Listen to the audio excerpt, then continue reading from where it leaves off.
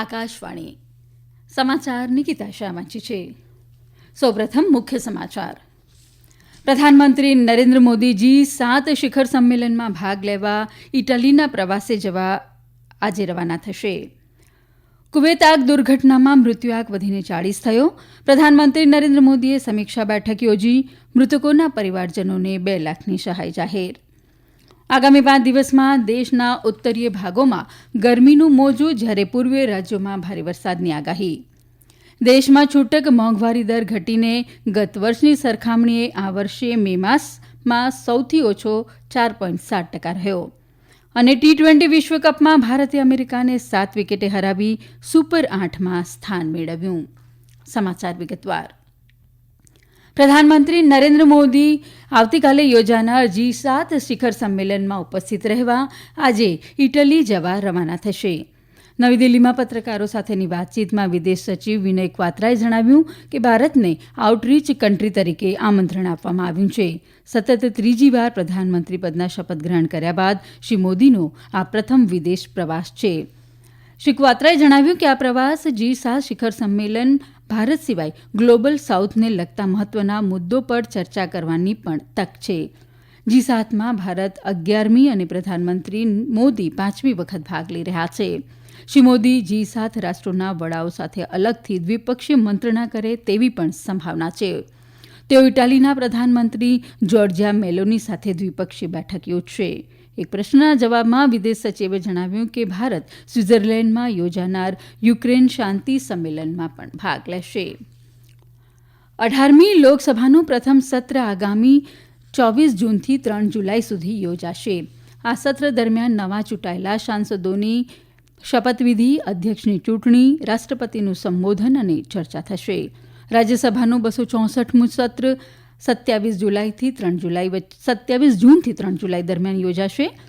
કેન્દ્રીય સંસદીય બાબતોના મંત્રી કિરણ રિજિજુએ કહ્યું કે 140 કરોડ ભારતીયોની મહત્વાકાંક્ષાઓ પરિપૂર્ણ કરવા અને ચર્ચા કરવા સંસદ એક આદર્શ મંચ છે. ભાજપના પ્રેમા ખાંડુ આજે અરુણાચલ પ્રદેશના મુખ્યમંત્રી પદે શપથ લેશે. ઈટાનગર ખાતે આયોજિત આ શપથવિધિ સમારોહમાં કેન્દ્રીય મંત્રી અમિત શાહ, જેપી નડ્ડા, પક્ષના મુખ્ય સચિવ BS સંતોષ સહિતના નેતાઓ ઉપસ્થિત રહેશે. ગઈકાલે તેલુગુ દેશમ પાર્ટીના વડા N. ચંદ્રબાબુ નાયડુએ આંધ્રપ્રદેશના મુખ્યમંત્રી પદે શપથ લીધા હતા. તેમની સાથે જનસેવા પાર્ટીના 3 અને ભારતીય જનતા પાર્ટીના 1 સહિત 24 મંત્રીઓએ પણ શપથ લીધા હતા. જનસેવા પાર્ટીના વડા કે પવન કલ્યાણ, TDPના મહાસચિવે પણ મંત્રીપદના શપથ લીધા હતા. દરમિયાન ગઈકાલે મોહન ચરણ માંઝીએ પણ ઓડિશાના મુખ્યમંત્રી પદના અને કનકવર્ધનસિંહ દેવ તથા પ્રવતિ પરિદાએ નાયબ મુખ્યમંત્રી તરીકેના શપથ ગ્રહણ કર્યા હતા. પ્રધાનમંત્રી નરેન્દ્ર મોદીએ કુવૈત આગ દુર્ઘટના મામલે સમીક્ષા બેઠક યોજી હતી. શ્રી મોદીએ દુર્ઘટનામાં મૃત્યુ પામેલા ભારતીયોના પરિવારજનો માટે સંવેદના વ્યક્ત કરી હતી. તેમણે આ મામલે જરૂરિયાતમંદોને પૂરતી મદદ માટે પગલાં લેવા નિર્દેશ કર્યા હતા. સાથે જ વિદેશ રાજ્યમંત્રી કીર્તિવર્ધનસિંહને તાત્કાલિક ધોરણે કુવૈત જઈને મૃતદેહોને સ્વદેશ પરત લાવવા માટેની કાર્યવાહી માટેના નિર્દેશ આપ્યા હતા. પ્રધાનમંત્રી નરેન્દ્ર મોદી આ દુર્ઘટનામાં મૃત્યુ પામેલા લોકોના પરિવારજનોને 2 લાખ રૂપિયાની સહાય જાહેર કરી છે. દુર્ઘટનામાં મૃત્યુઆંક વધીને 40 થયો છે, જ્યારે 50થી વધુ લોકો ગંભીર રીતે ઇજાગ્રસ્ત થયા છે. વિદેશમંત્રી ડોક્ટર S. જયશંકરે કુવૈતના વિદેશમંત્રી અબ્દુલ્લા અલી અલ-યાહ સાથે વાત કરી કુવૈતમાં લાગેલી આગ વિશેની જાણકારી મેળવી હતી. ડોક્ટર જયશંકરે એક સોશિયલ મીડિયા પોસ્ટમાં કહ્યું કે કુવૈતના અધિકારીઓએ આ વિશે લેવાઈ રહેલા પગલાઓ વિશે માહિતી આપી હતી. સાથે જ આશ્વાસન આપ્યું છે કે ઘટનાની તપાસ થશે. ઉલ્લેખનીય છે કે કુવૈતના દક્ષિણ મંગફ શહેરની એક ઇમારતમાં બુધવારે વહેલી સવારે ફાટી નીકળેલી આગમાં 40 લોકોના મૃત્યુ થયા હતા, જ્યારે 50થી વધુ લોકો ઇજાગ્રસ્ત થયા હતા. મૃતકોમાં કેરળના 5 સહિત 10 ભારતીયોનો સમાવેશ થાય છે. અધિકારીઓના જણાવ્યા અનુસાર રસોડામાં આગ લાગી હતી, જે ઝડપથી સમગ્ર ઇમારતમાં ફેલાઈ હતી. ઇમારતમાં 195 શ્રમિકો રહેતા હતા, જેમાંથી અનેક શ્રમિકો કેરળ અને તામિલનાડુના છે. આ સમાચાર આપ આકાશવાણી પરથી સાંભળી રહ્યા છો. આ સમાચાર આપ અમારી YouTube channel AIR news Gujarat પર પણ સાંભળી શકશો. વધુ સમાચાર માટે આપ અમારા ટ્વિટર હેન્ડલ AIR_news_ABAD ને ફોલો કરી શકો છો.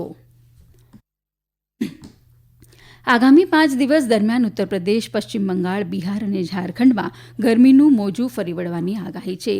હવામાન વિભાગ અનુસાર ઉત્તરાખંડ, પંજાબ, હરિયાણા, ચંદીગઢ, દિલ્હી, મધ્યપ્રદેશ, રાજસ્થાન, હિમાચલ પ્રદેશ, જમ્મુ અને ઓડિશાના કેટલાક ભાગોમાં ભીષણ ગરમી અનુભવાઈ શકે છે. જોકે આગામી 3 દિવસ દરમિયાન પૂર્વ ભારતમાં મહત્તમ તાપમાનમાં કોઈ મહત્વનો ફેરફાર નહીં થાય. દરમિયાન નૈઋત્યનું ચોમાસું મહારાષ્ટ્રના કેટલાક ભાગો, સમગ્ર તેલંગાણા અને છત્તીસગઢના કેટલાક વધુ ભાગોમાં આગળ વધ્યું છે. હવામાન વિભાગે ઓડિશા, તટીય આંધ્રપ્રદેશ અને ઉત્તર પશ્ચિમ બંગાળના અખાતમાં કેટલાક ભાગોમાં ચોમાસું આગળ વધવાનું જણાવ્યું છે. આગામી 4 થી 5 દિવસ દરમિયાન પશ્ચિમ બંગાળના પર્વતીય વિસ્તારો, સિક્કિમ અને ઉત્તર પૂર્વ ભારતમાં ભારેથી અતિભારે વરસાદની સંભાવના પણ વ્યક્ત કરાઈ છે. દેશમાં છૂટક મોંઘવારી દર ઘટીને આ વર્ષે મે માસમાં 4.7% થયો છે. આંકડા અને કાર્યક્રમ અમલીકરણ મંત્રાલયના આંકડાઓ પ્રમાણે ગત મહિને પ્રથમ મહિને ઉપભોક્તા મૂલ્ય સૂચકાંક મોંઘવારી દર 4.83% હતો. ગત મહિને છૂટક વસ્તુઓનો મોંઘવારી દર 2023 બાદ સૌથી ઓછો 5%થી નીચે રહ્યો છે. આ વર્ષે મોંઘવારી દર ખાદ્ય અને ઈંધણ જેવા અસ્થિર ઘટકોને બાદ કરતા ગત વર્ષની સૌથી નીચલી સપાટી એટલે કે 2.97% રહ્યો છે. બીજી બાજુ ખાદ્ય અને પેય પદાર્થોનો મોંઘવારી દર 7.87% પર યથાવત છે. ખાદ્ય પદાર્થોમાં શાકભાજીના ભાવોમાં મે માસમાં સામાન્ય ઘટાડા સાથે 27.3% રહ્યો છે, જ્યારે દાળના ભાવોનો મોંઘવારી દર 17.4% અને અનાજના ભાવ માસિક આધાર પર વધ્યા છે. આજે ટી-20 વિશ્વકપમાં 2 મેચ રમાશે. પ્રથમ મેચ વેસ્ટ ઇન્ડિઝે ન્યૂઝીલેન્ડને જીતવા માટે 150 રનનો લક્ષ્યાંક આપ્યો છે. વેસ્ટ ઇન્ડિઝ તરફથી શેરફેન રધરફોર્ડ અડધી સદી ફટકારી છે, જ્યારે ન્યૂઝીલેન્ડના ટ્રેન્ટ બોલ્ટે 3 અને ટીમ સાઉથી અને લોકી ફર્ગ્યુસે 2 વિકેટો ઝડપી છે. આ અગાઉ ન્યૂઝીલેન્ડે ટોસ જીતીને ફિલ્ડિંગ કરવાનો નિર્ણય કર્યો હતો, જ્યારે અન્ય એક મેચ સાંજે કિંગ્સટાઉનમાં બાંગ્લાદેશ અને નેધરલેન્ડ વચ્ચે રમાશે. દરમિયાન ગઈકાલે મોડી સાંજે રમાયેલી મેચમાં ભારતે અમેરિકાને 7 વિકેટથી હરાવી સુપર 8માં સ્થાન મેળવ્યું છે. ન્યૂયોર્કના સ્ટેડિયમમાં રમાયેલી મેચમાં પ્રથમ બેટિંગ કરવા ઉતરેલી અમેરિકાની ટીમે 110 રન બનાવ્યા હતા. અમેરિકા માટે નીતિશ કુમારે 23 બોલ પર સૌથી વધુ 27 રન બનાવ્યા હતા, તો ભારત તરફથી અર્શદીપસિંહે 4 વિકેટો ઝડપી હતી. 111 રનનો લક્ષ્યાંકનો પીછો કરતા ભારતીય ટીમની શરૂઆત સારી રહી ન હતી. જોકે સૂર્યકુમાર યાદવની અડધી સદી અને શિવમ દુબે સાથેની ભાગીદારીને કારણે ભારતે મેચ જીતી લીધી હતી. અમેરિકી ફેડરલ રિઝર્વ બેન્કે વ્યાજ દરો યથાવત રાખ્યા છે. જોકે સાથે સંકેત પણ આપ્યા છે કે મોંઘવારીને પાર પાડવા માટે વર્ષના અંત સુધી વ્યાજદરોમાં ઘટાડો થઈ શકે છે. ફેડરલ રિઝર્વના ટોચના અધિકારીઓની 2 દિવસની બેઠક બાદ ગઈકાલે રાત્રે આ જાહેરાત કરાઈ હતી. સતત 7મી બેઠકમાં વ્યાજ દરમાં કોઈ જ ફેરફાર વિના 5.2% અને 5.0%ની વચ્ચે રાખવામાં આવ્યા છે. ફુગાવાનો દર ઘટતા ફેડરલ રિઝર્વ બેન્ક ચાલુ વર્ષે વ્યાજદરોમાં કાપ મૂકી શકે તેવી અપેક્ષા હતી. જોકે ફુગાવાનો દર સતત ઊંચો રહેવાને કારણે વ્યાજદરોમાં કોઈ જ ફેરફાર કરાયો નથી. અમેરિકાની કેન્દ્રીય બેન્ક ફુગાવાને 2% નીચે લાવવાનો હેતુ ધરાવે છે. જોકે બેન્કના ચેરમેન જોરોમ પોવેલે કહ્યું કે કેન્દ્રીય બેન્ક વ્યાજદરોને ઘટાડતા પહેલા ખાદ્ય ફુગાવા દર સહિતના આંકડાઓ વિશે આશ્વસ્ત થવા માંગે છે. ઇઝરાયેલ સેનાએ હિજબુલ્લાહ કમાન્ડર સામી તાલેબ અબ્દુલ્લાહના મોતની પુષ્ટિ કરી છે. 2 દિવસ પહેલા દક્ષિણી લેબનોનમાં આ હવાઈ હુમલો કરાયો હતો. ઇઝરાયેલની સેનાએ એક નિવેદનમાં કહ્યું કે સામી અબ્દુલ્લાહ હિઝબુલ્લાહના એક એકમનો કમાન્ડર હતો. લેબનોનના મીડિયાએ પણ અબ્દુલ્લાહના મોતની પુષ્ટિ કરતા હુમલામાં 3 અન્ય લોકોના મોત તેમજ 10 લોકો ઇજાગ્રસ્ત થયા હોવાનું જણાવ્યું છે. અંતમાં મુખ્ય સમાચાર ફરી એકવાર. પ્રધાનમંત્રી નરેન્દ્ર મોદી G7 શિખર સંમેલનમાં ભાગ લેવા ઇટલીના પ્રવાસે જવા રવાના થશે. કુવૈત આગ દુર્ઘટનામાં મૃત્યુઆંક વધીને 40 થયો.